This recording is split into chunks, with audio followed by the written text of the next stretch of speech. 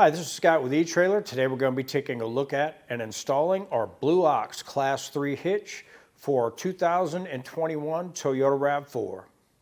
Our Blue Ox hitch we have on our RAV4 today is going to be a really good option for somebody looking to add a bike carrier or maybe a cargo carrier onto the back of their RAV4. It's going to have a flat black finish and it's going to be a powder coat, so it's going to hold up really well to resisting rust and corrosion, and also really good for resisting scrapes or any kind of damage. This one is going to hide really well behind your bumper. You're going to see a little bit of the cross tube, but really you don't see a whole lot of it.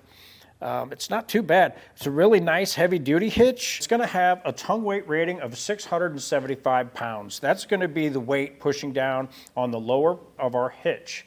That's going to be the combination of your bike rack and all of the bikes you have on the back, or your cargo carrier with everything that you have loaded on that.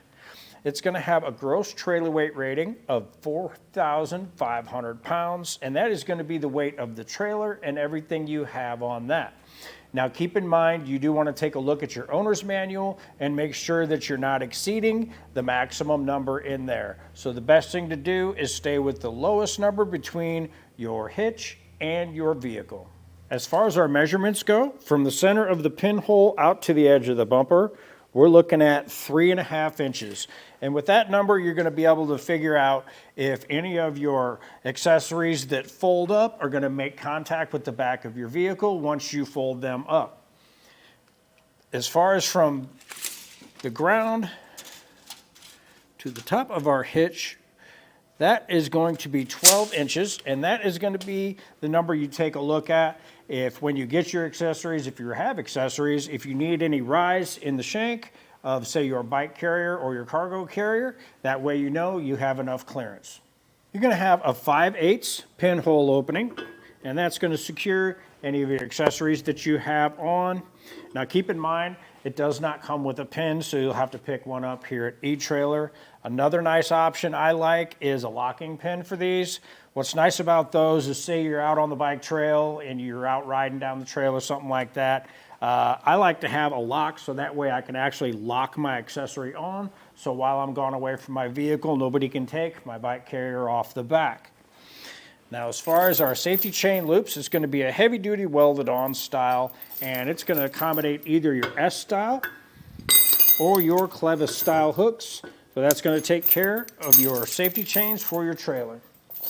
As far as installation goes, it's pretty simple to do. It didn't take a whole lot of time to get it done. It's going to have all the hardware that you need to get it installed. If it's something you don't have time to do yourself, you can take a look at our dealer locator and get something done for you locally. If you want to do it yourself, stick around and watch our video and we'll help you get it done. To start our installation, we're going to need to get our exhaust out of the way. So what I'm going to do is I'm going to take a cam buckle strap and get it set up underneath. That way, when I pull this tight, what that's going to do is hold our exhaust good and secure so it don't come down too far. Right here we have a rubber isolator we're going to need to pop off. So what I like to do is just take a little bit of soapy water, just have some dish soap and some water mixed up. And I like to spray our isolator on both sides and kind of move it around a little bit. That's going to help work that soapy water in.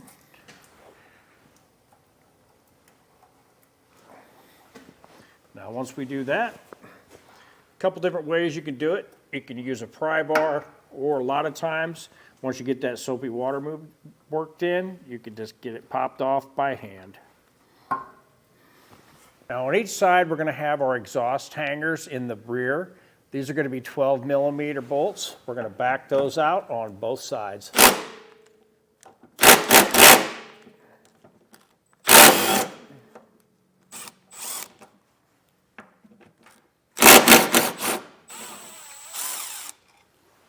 We're just going to loosen up our cam buckle strap. You want to hold up on your exhaust and let it down nice and easy. And we'll bring it to about there.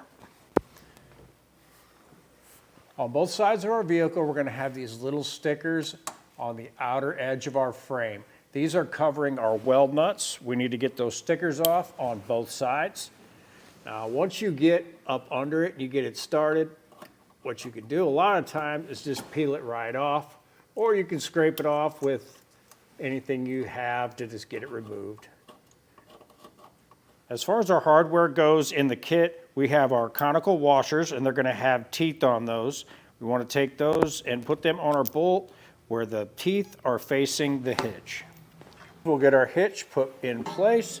You want to go up and over the exhaust on one side, and then go over and up.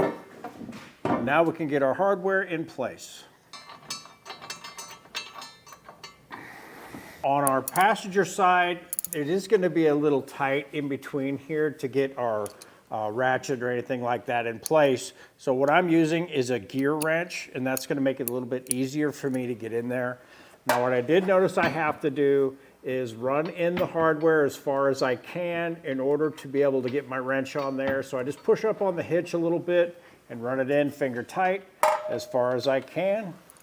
The other side's going to be a little easier. We're going to be able to get a ratchet on that.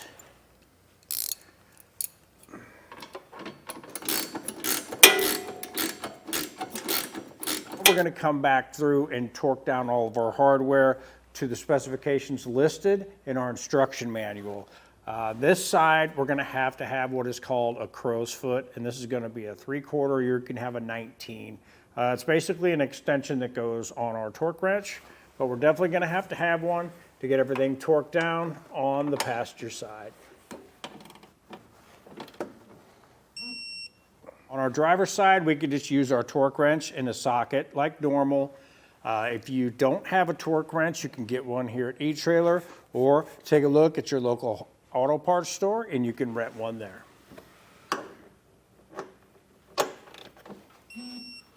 Now that we have all of our hardware in place and torqued down to specs, we're going to come back through and get our exhaust hangers put back in place.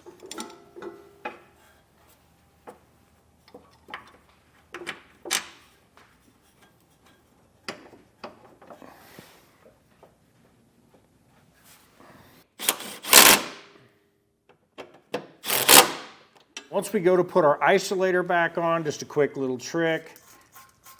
Go ahead and spray your soapy water on the pin and the inside of the isolator. Now, that's going to pop right back into place for us. Now, once we get that, now we can remove our cam buckle strap. And that was a look at our Blue Ox Class 3 hitch for 2021 Toyota RAV4. I'm Scott with eTrailer, and thanks for watching.